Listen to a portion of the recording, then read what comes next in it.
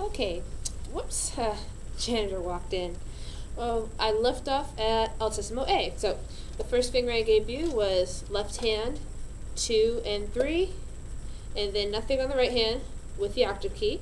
No front F, just this finger stays up.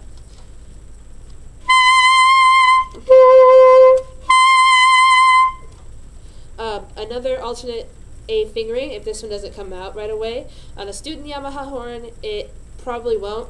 On a Selmer, A's are pretty okay, but I've often used the high A fingering that I have with all fingers down in the right hand to help keep it in tune and kind of stabilize it a bit. Especially if I'm holding a high A out for a long time, if I use just this fingering that I just showed you, it would be entirely too sharp to be played for any long extended period of time. But if you're playing quick passages, this 2-finger A natural is the best bet.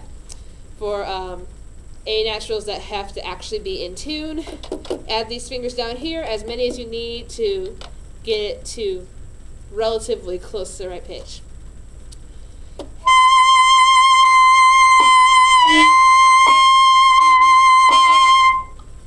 Hear the difference? It's quite a bit. So you just have to find which one fits best for your horn.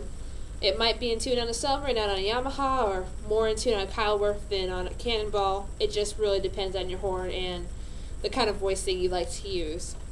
The next highest altissimo note is high B flat, just half a step up, and the next logical step is just to lose a finger. So finger number 3 on the left hand with just the octave key, that will sometimes get that note out. I'm not sure if I'll be able to play it on this horn because it's not exactly a good fingering for a Yamaha, but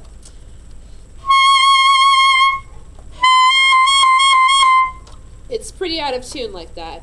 If you add the bottom fingerings, your left hand fingers to your B flat, that'll help stabilize it and get it better in tune as well.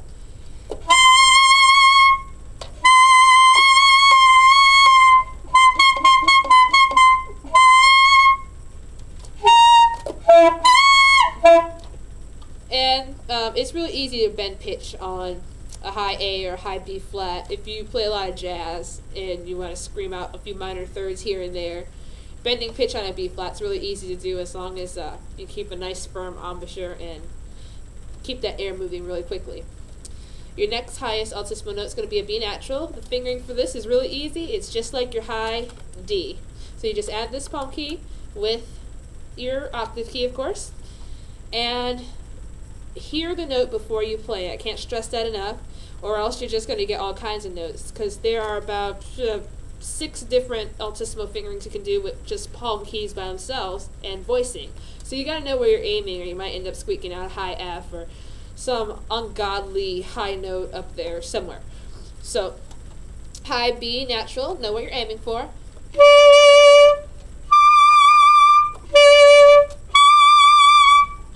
Now this is quite a bit easier to play than the high G, believe it or not.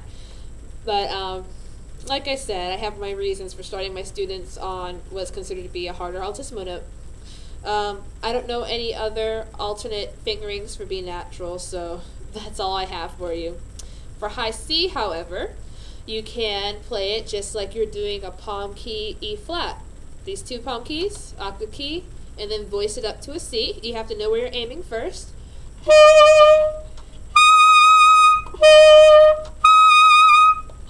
Another high C fingering is a bit more complicated, but it's also more stable, however less in tune. So you have to decide what you're willing to sacrifice to get that note to sound when you need it. So the alternate fingering for high C is first finger left hand, G key, you skip this middle finger here, and then you add your F key on your right hand and D key on your right hand, skip the other middle finger, and then add E flat, sometimes C if you need it. It depends on how your horn is made and how you need to adjust it to get it in tune. So, like I said before, know where you're aiming.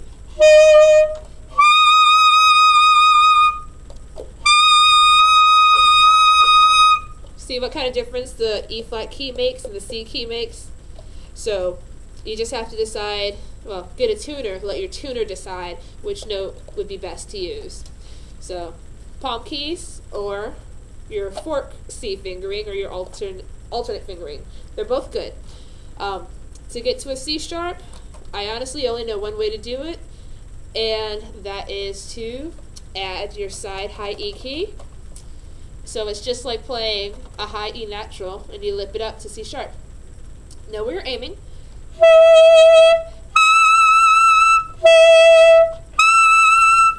And then just go there. Make sure you're moving your air and not biting. If you're biting, you can't use vibrato if you need it, and you can't do a lot of things, and you'll end up just hurting your lip. Next highest note, I only know one way to do it.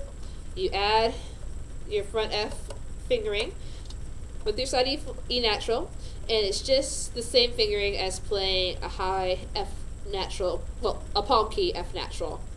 So, of course, like I've been saying before, to get to a high D, you have to know where you're aiming.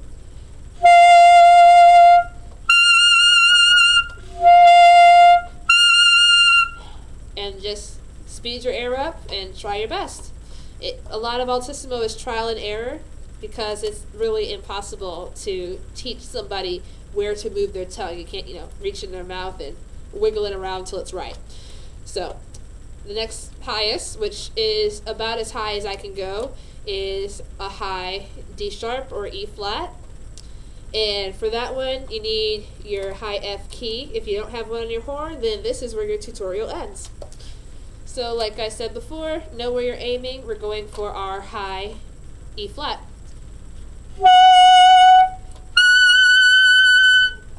And that's the extent of my altissimo range without a fingering chart and a lot of chapstick and practicing and so on. So, hope this helps, and I'll see you later.